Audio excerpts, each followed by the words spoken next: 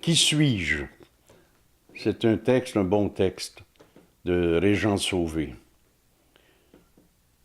Je suis l'être qui un jour eut une peur bleue, une peur comparable à celle d'un soldat pris entre les feux croisés de l'ennemi, qui lentement l'entoure pour pouvoir mieux le cibler. Je suis celui qui, à la suite de cette angoisse, a tout abandonné pour tenter de sauter les étapes qui lui semblaient insurmontables. Celui, croyant aller plus vite que son temps, qui courait à pas de nez pendant que la société, elle, avançait à pas de géant. Toujours sans savoir, je fus l'être humain qui crut avoir triomphé, mais qui ne savait pas que cette frayeur qu'il avait fuie dans le passé allait le suivre, jusqu'à ce qu'il l'ait affrontée. Une crainte qui, malgré les avertissements de tous, m'avait tout lâché, m'avait donné envie de me laisser aller au gré du vent, en espérant m'accrocher à un avenir meilleur. Je suis la personne qui s'est suspendue à plus d'un arbre, en espérant y trouver la gloire, qui m'apporterait le bonheur, qui m'apporterait, loin de l'épouvante, que je croyais inutile d'affronter. Et chaque fois, épuisé par l'évolution d'une société qui change plus rapidement que la technologie, mes arbres d'illusions furent coupés, un à un, pour finalement m'éveiller à la réalité. Je suis l'individu qui ne voulait pas admettre qu'il fallait confronter cette terreur, qui en a déjà fait capituler plus d'un avant moi. Je suis le mortel qui, malgré sa grande certitude, a combattu à l'opposé du champ de bataille. Je suis le déserteur qui avait cru s'enfuir vers une contrée plus verte, avoir un bon travail, un toit, des enfants et de l'amour. Le rêveur homo sapiens que j'étais désirait avoir plus, mais ne faisait que désirer en rêvant. J'étais celui qui voulait, mais qui ne pouvait pas admettre qu'il avait tort. Une créature, oui, je me sentais comme une créature face à une planète remplie de cultures différentes, de grands savoirs, qui m'étaient totalement inconnus.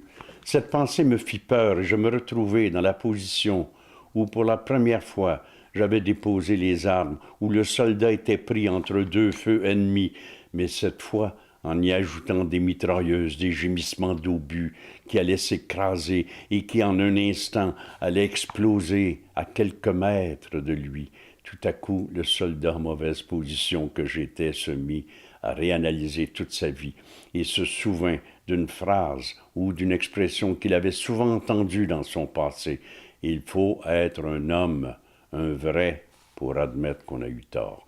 À la suite de toutes ces remises en question, je décidai de me lever pour aller au combat, au front, vers l'inconnu, où je n'avais pas encore osé une action. Je devins l'être humain, qui par le simple fait de se lever pour aller attaquer ses peurs qui l'attendaient depuis déjà trop longtemps, devint enfin un homme saisissant qu'il n'est jamais trop tard pour comprendre, pour apprendre, admettre.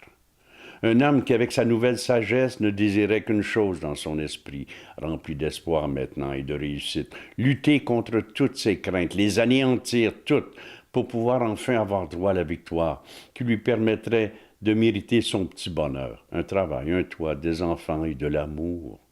J'avais repris le volant de mon voilier et par les voiles, pris le contrôle du vent.